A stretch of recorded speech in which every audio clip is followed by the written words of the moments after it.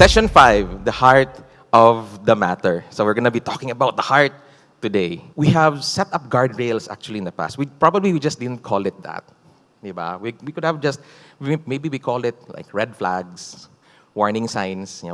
Probably we didn't call it guardrails, but then it's pretty much the same. The function is the same. It's supposed to ding our conscience when something is off. And it's supposed to keep us on the safe zone, and so that we don't veer away to the danger zone. But then as we've learned throughout the years of our lives, I have a question. Amidst all the guardrails that we have set up in our lives in the past, yung question ko sa atin today is, how many times have you moved or jumped over a guardrail that you have set up? This is a very important question to tackle. Because there are many times that probably we have jumped over a guardrail that we have set up. I know that because I struggled with it myself. So back in 2015, I found myself having a problem.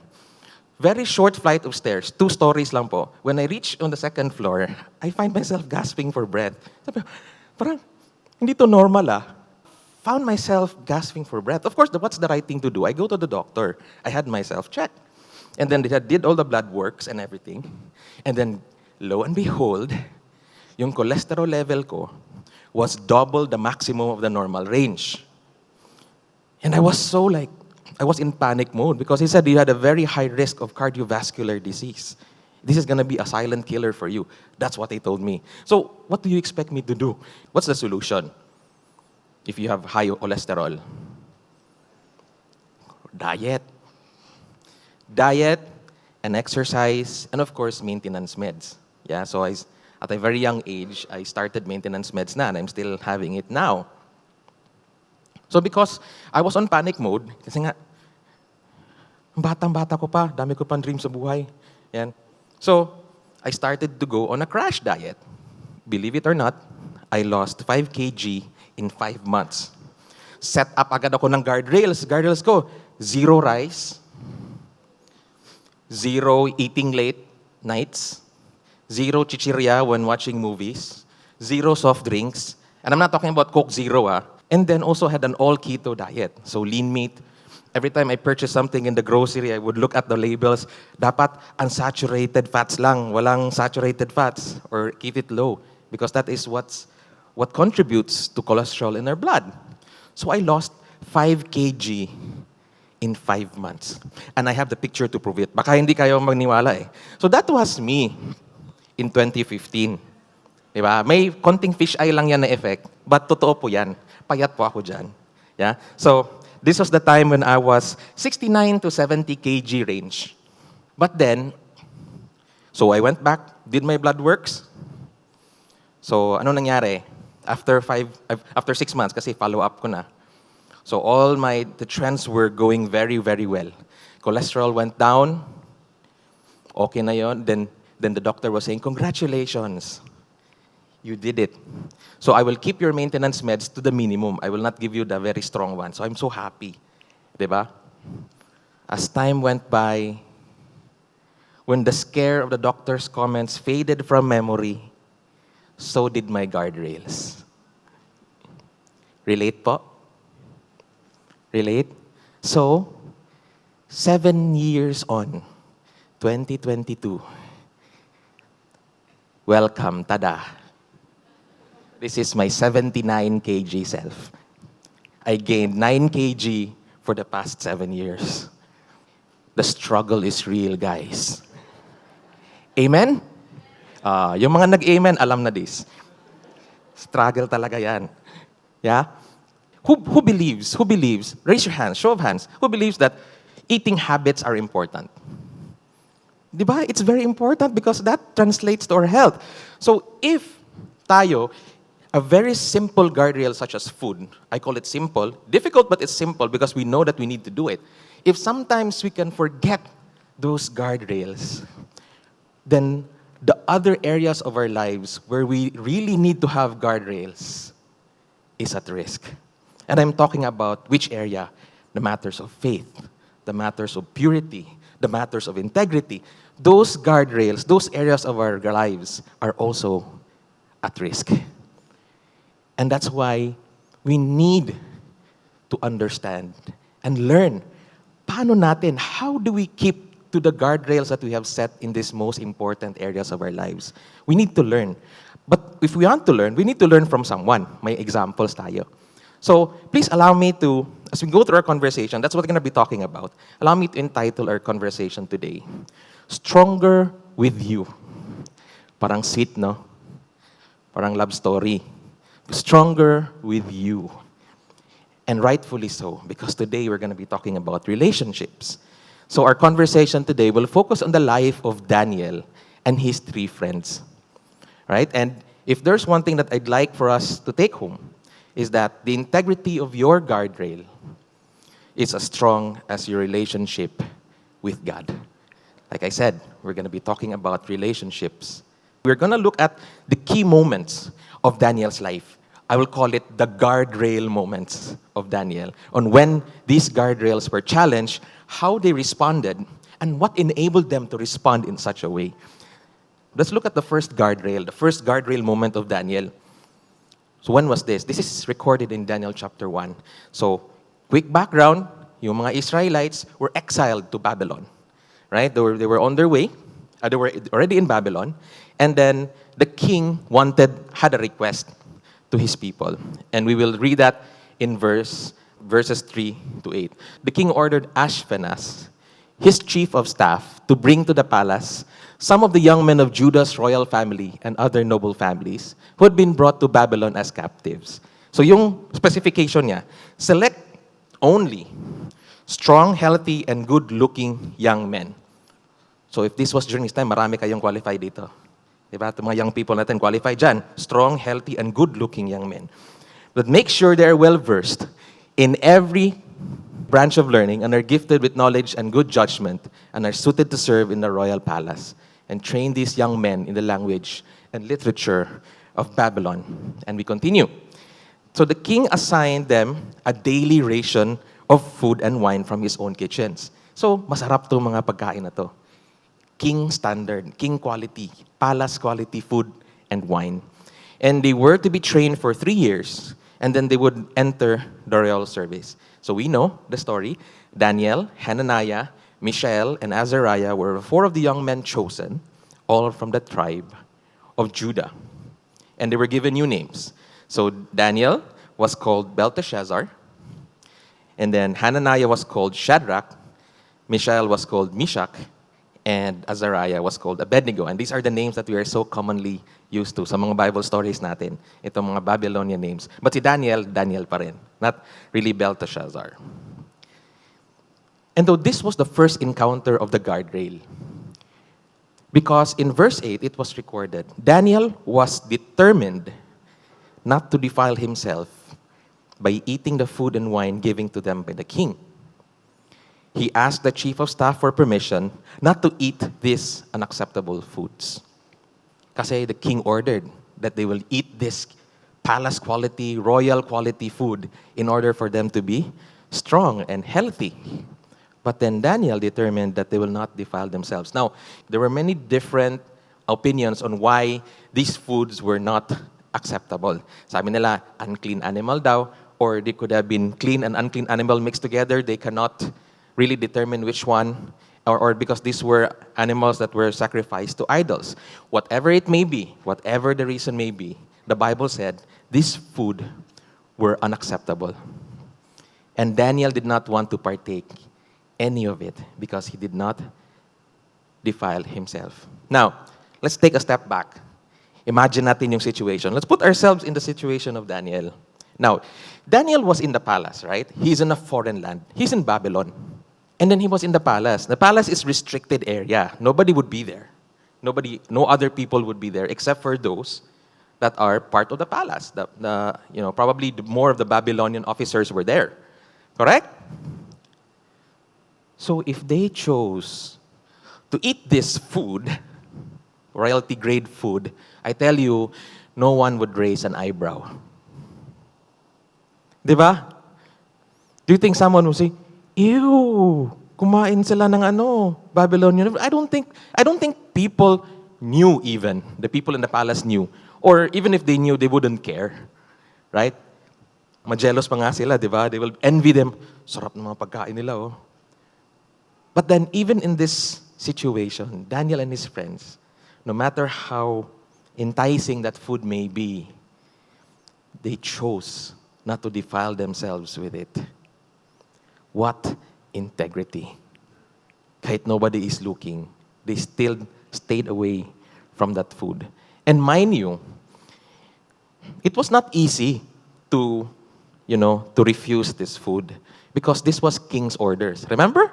This was king's orders. And even the chief of staff, Aspenas, said, I'm afraid of my lord the king, who has ordered to, that you eat this food and wine, because if you become pale and thin compared to the other youths your age, I'm afraid the king will have me beheaded. And probably the young men also, because they disobeyed the king.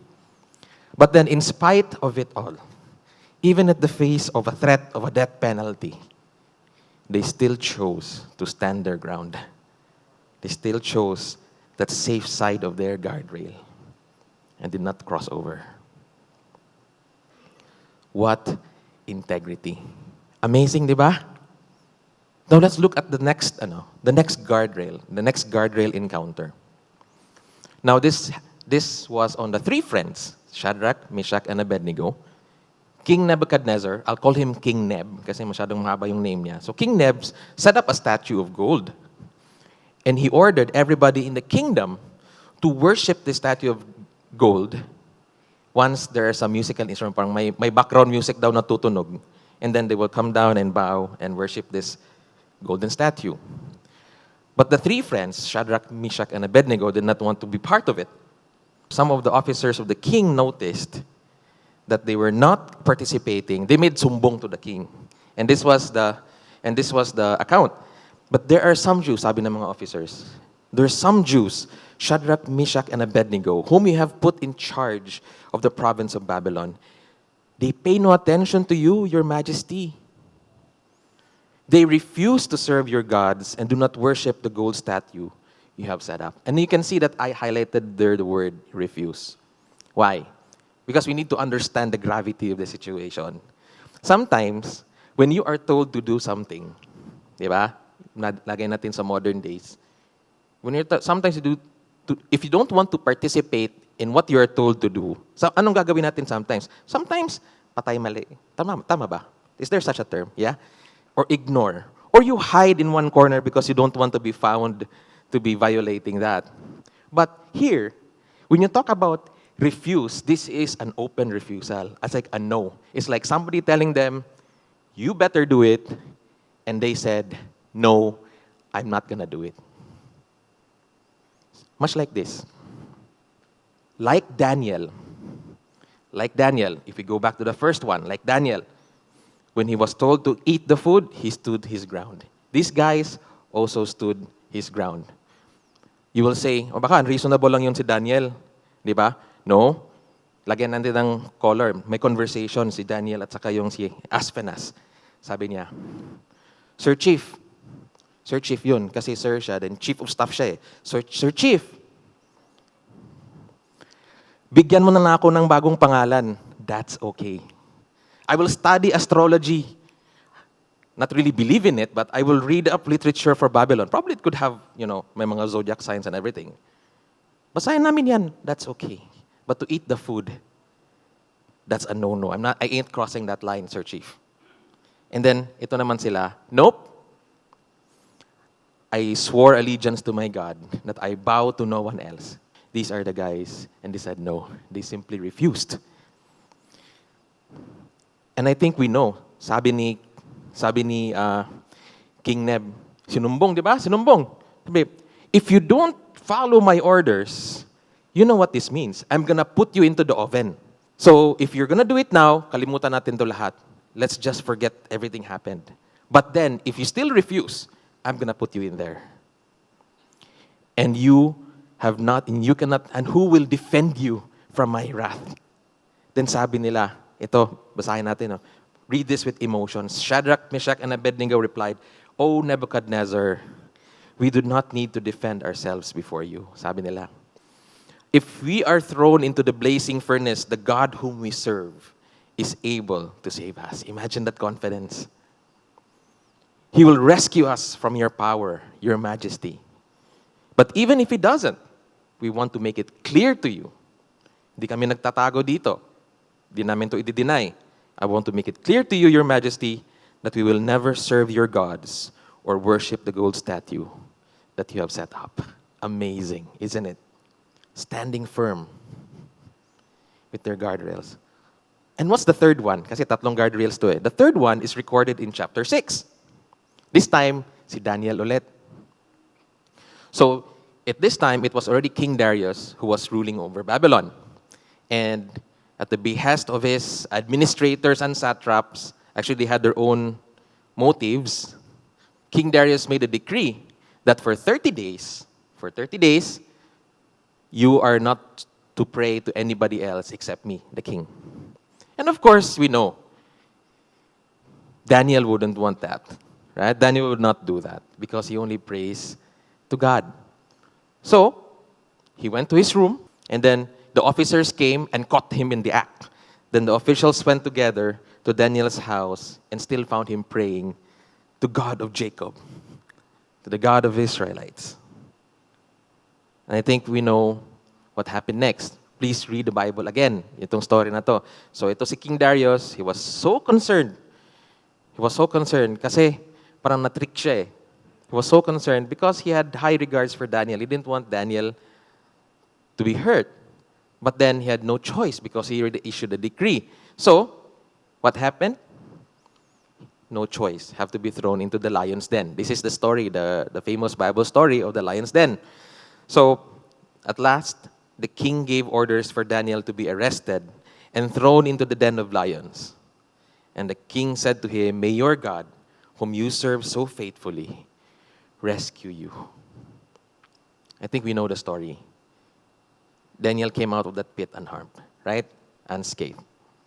But we'll go back to that later. So you can see, their guardrails were challenged 3 times in this account between Daniel's chapter 1 to 6, and yet they did not budge. What was their secret? Diba? Yun ang gusto nating i-learn eh. That's what we want to learn today. What was their secret? How did they do it? Because that is also what we want to do for us. So if we go back to Daniel chapter 1 verse 8, the first encounter of the guardrail, it was said there when we read the verse earlier that Daniel determined that he did not want to defile himself with the food of the king. But I like the way the King James Version used, the term that the King James Version used in that verse. It said there, "But Daniel purposed in his heart that he would not defile himself with the portion of the king's meat." And I think that's where everything starts, right? It starts from the heart. And that's why we need to guard it first and foremost. We learned that during the Big Bang. Guard your heart. Set up guardrails for it. Because that's everything. Everything flows from it. The issues of life flows from it. And that's why setting up a guardrail and keeping to the guardrail is a matter of the heart. Because if we do not purpose it in our hearts to keep to that guardrail, we might just be looking at an imaginary guardrail. For the sake of setting up lang yan. Purpose in our hearts. In other words, it is a conscious decision to keep to your guardrails. And now when we're talking about decisions, right? Conscious decision eh. So if we talk about decisions, let me just remind you a little bit. I think I shared this like last year when we had our Relatable campaign. So if you can remember the ABC of the cognitive behavior therapy, I hope you can still remember it. I mean, you can look back. I had a longer explanation to this one. But yeah, this is how our decisions flow. ABC. What does ABC stand for?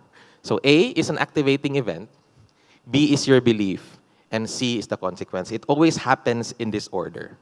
So when something challenges you, or if an event happens, something happens, your response or the consequence, your response, is dependent upon your beliefs. Ganun talaga yan. It's always like that. So if someone tells me that I am ugly, kung hindi daw ako pogi, guess what? Ano yung response ko? I will outright reject it. I will outright reject it. I will not believe what he's saying.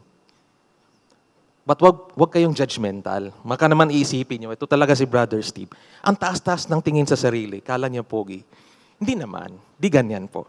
I just firmly believe that my mother was an honest woman. I used to believe that theology is a different compartment of my life, of my mind. I used to think na itong theology, itong belief ko na theology, I just take it out from my mind, I just take it out from my satchel whenever we're talking about spiritual things, whenever we're in Bible studies, whenever on our Sundays, we're having koinonia fellowships, we're having our campaigns.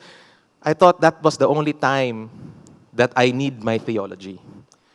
But Pastor Butch said this in many occasions sa MOE, sa LDP, sa Q&R ng youth. Thank God for pastors. Theology is everything. Because your theology shapes the way you behave. Your theology dictates and drives and influences your decisions in life. And that's why it is very important that we get this portion right. It's very important we get this letter B portion correctly. And purposing in our hearts happens at the B stage. So kung may mag-challenge ng guardrail natin, how do we respond? Do we say, nope, I will rest in the promises of God, I will stay my ground because I believe in the promises of God? Or, if ganun tayo sa mga promises ng Panginoon sa atin, we need to get letter B, the belief, correctly. So now, since we're talking about Daniel, we go back. What do you think was Daniel's belief system and how was it shaped? Diba? We want to learn from him. What do you think was Daniel's belief system and how was it shaped? And as we go through this section of our conversation, I want you to remember this, that the integrity of your guardrail is as strong as your relationship with God. Everything has something to do with your relationship with God. Lagyan natin yan sa isip natin as we go through the next portion. So let's look at how Daniel... First, we look at Daniel's character. How did Daniel conduct himself in Babylon? Because sabi nga natin, di ba, earlier we've learned this. Kung ano yung nasa puso, yun ang lalabas. Right? How we behave is a reflection of what is in the heart. Correct? So, how did Daniel conduct himself? We have this recorded in Daniel chapter 6, verse 4 to 5, yung nag-set up ng trap na yung mga administrators and satraps of King Darius. So at this, the administrators and the satraps tried to find grounds for charges against Daniel in his conduct of government affairs. But they were unable to do so. No matter how we find fault from Daniel, we cannot find anything. Why? Because they found no corruption in him. Because he was trustworthy and neither corrupt nor negligent. Imagine, we were saying this over and over again, Daniel was living a life of integrity. And finally, this man said, sumuko na sila kasi wala silang makita. We will never find any basis for charges against this man, Daniel, unless it has something to do with the law of his God. Walang corruption, he was trustworthy, he was not negligent, he was always doing his job well. High performer si Daniel sa trabaho niya. But what does the other one tell you? You say, it has something to do, we cannot find anything unless it has something to do with the law of his God. If these people were able to observe and deduce that they can only find something to trap him with when it comes to matters of the law of his God, it plainly tells us how consistent Daniel was. Nakikita nila They were able to see Daniel's practices. They were able to see Daniel's routines. Because that's the only way that they can say, wala tayong mahanap dito. The only way we can trap him is if it has something to do with his God.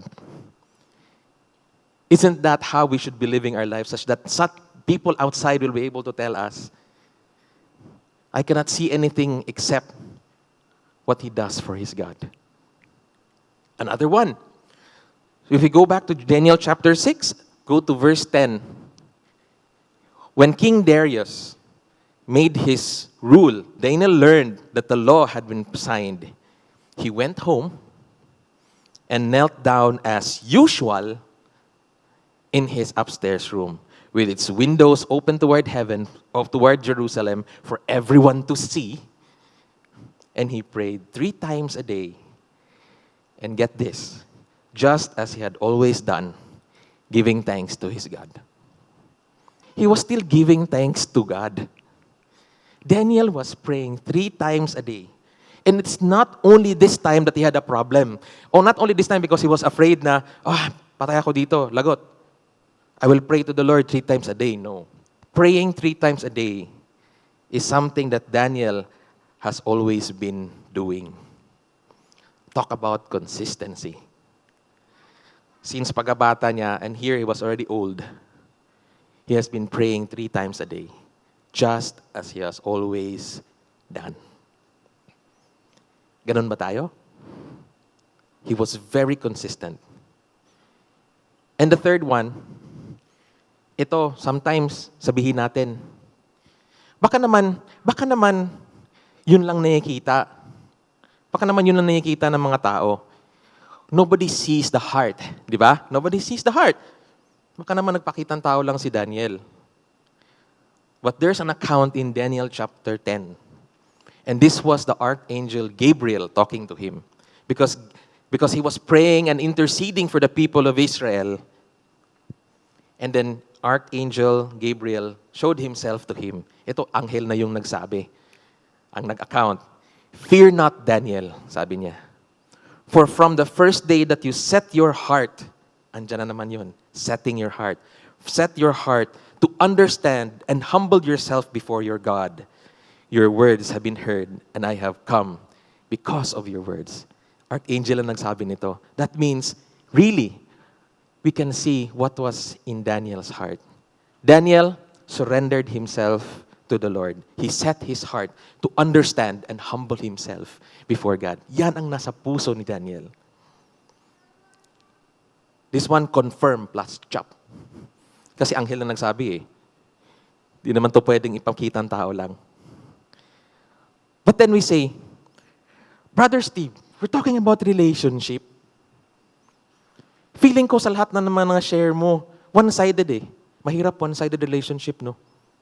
One-sided lang. Si Daniel lang yata yung gumagawa lahat ng mga bagay. Parang one-sided. Nope. If you will read through all these accounts, in the first guardrail, when he said that he will not define himself with the food, nag-request sila that they will go for VeggieTales diet.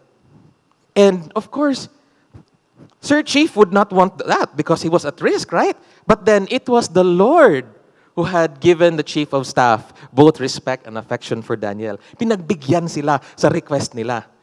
People cannot do that. Only God can do that, can touch hearts. And everything was done, after the 3 years, what did God do? God gave these 4 young men an unusual aptitude. Unusual pa ha? That means hindi lang normal. More than what they would expect, unusual aptitude for understanding every aspect of literature and wisdom. And God gave Daniel the special ability to interpret meanings of visions and dreams, which has proven useful in the years in Babylon. Kita nyo? On the second guardrail, the 3 Hebrew boys refused and defied the king's order. We know they stepped out of that fire unscathed. But not even a hair on their heads was singed. And their clothing was not scorched. They didn't even smell of smoke. Amazing, di ba? We know in this account that there was a 4th person in the blazing furnace. And on the 3rd one, when Daniel continued to pray to God despite the order of the king, we know this. Daniel answered, Nangumusta yung king. How are you? Buhay ka pa ba? He said, my God sent his angel to shut the lion's mouth so that they would not hurt me. So if you feel that it was only them doing their thing, nope. God had his response. I don't know about you, my friends, but this two-way thing is what you call a relationship. They did they did and stood their ground, and God gave them favor. That is a relationship. So if we're going to look at the life of Daniel and his three friends, and please do this, if you reflect deeply sa buhay natin, upon God's work in our lives and in the lives of others, we have that confidence that God always has our best interest at heart. We may not see it. His ways are different from ours. But subukan natin, mga kapatid, when we are doubtful of life, balikan natin yung mga panahon. You remember what God has done for you. Then you will have that confidence that God has always been there. That God is always there for us. And that gives us that confidence. So let me just bring this back for us. The ABC. If you reflect upon the relationship or how God has been good, it should shape our beliefs. So that when the challenges of our guardrails come, we will respond appropriately. That is aligned to God's will for our lives. Let's get this right, mga kapatid. The integrity of your guardrail is as strong as your relationship with God. And since we're talking about relationships, we know it takes time. Right? Take marriage, for example. A wedding is just a 3 to 4 hour event. But married couples know that it takes a lifetime for them to nurture that relationship. Amen, mga married couples? I will join you there someday. In the same way, or God willing pala, God willing. Okay, in the same way, our relationship with the Father started when we received salvation through the finished work of Christ on the cross, right? But it was not a one-time affair. That relationship needs to be nurtured too. Because the Christian life is a life of surrender and re-surrender and re-surrender and re-surrender. You'll remember sa campaign natin, not a fan. Right? Luke chapter 9, verse 23, it says, and Jesus was talking here, whoever wants to be my disciple must deny himself and take up their cross daily and follow me. Because it takes a life of surrender. That's how we nurture a relationship.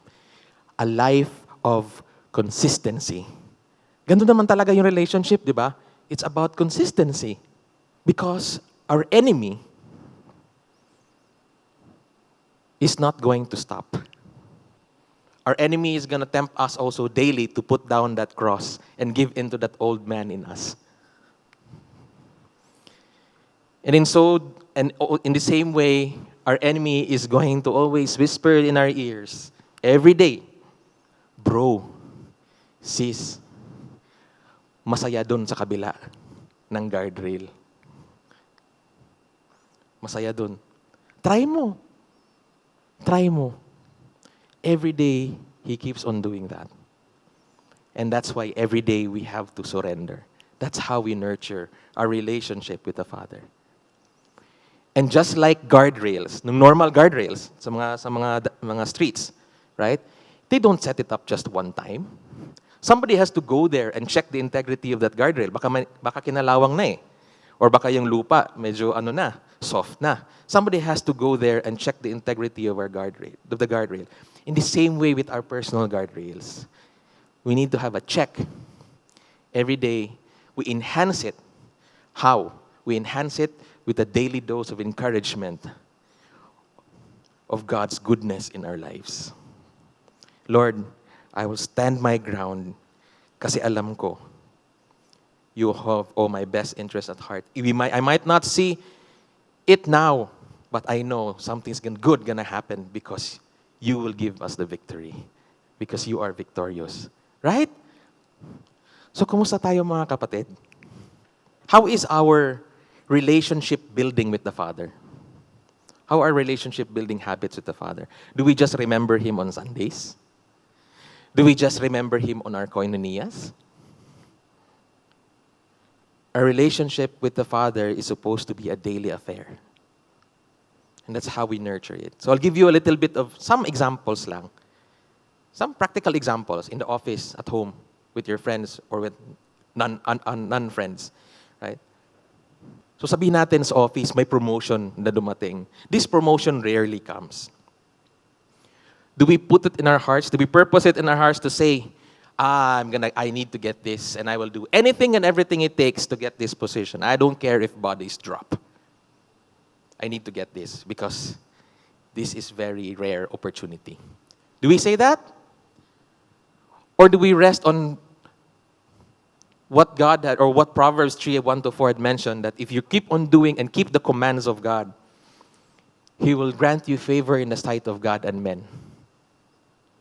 And I will do my best, and I will do the right things, because I know my God can move hearts and make me gain favor according to His will.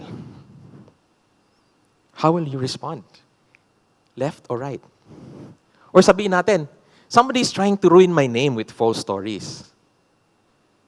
Are we someone who says, let's get it on. Let's see who makes spicier stories. Wink, wink, evil grin.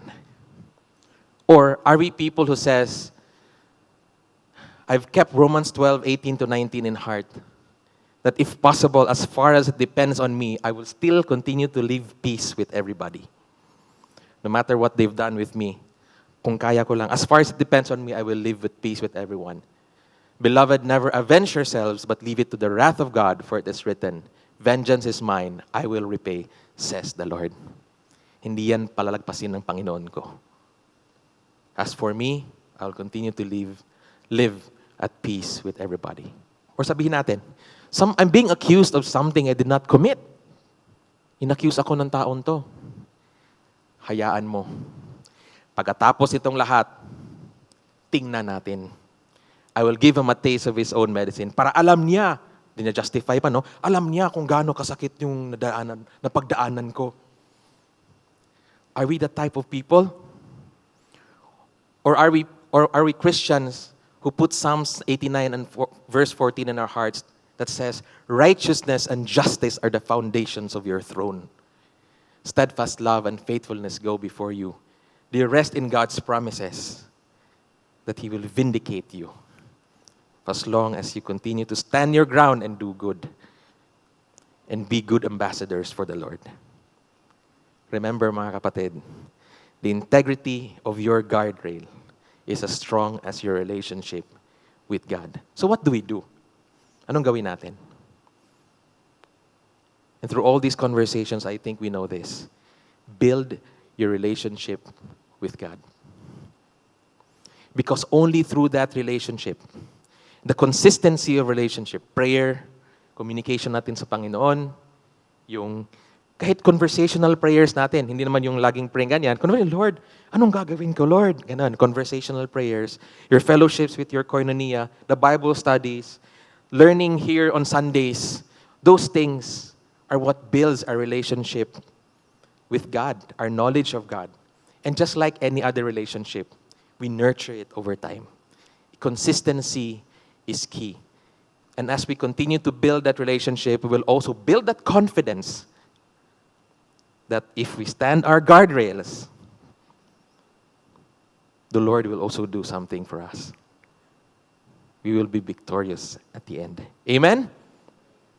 Let me remind you, the integrity of your guardrail is as strong as your relationship with God.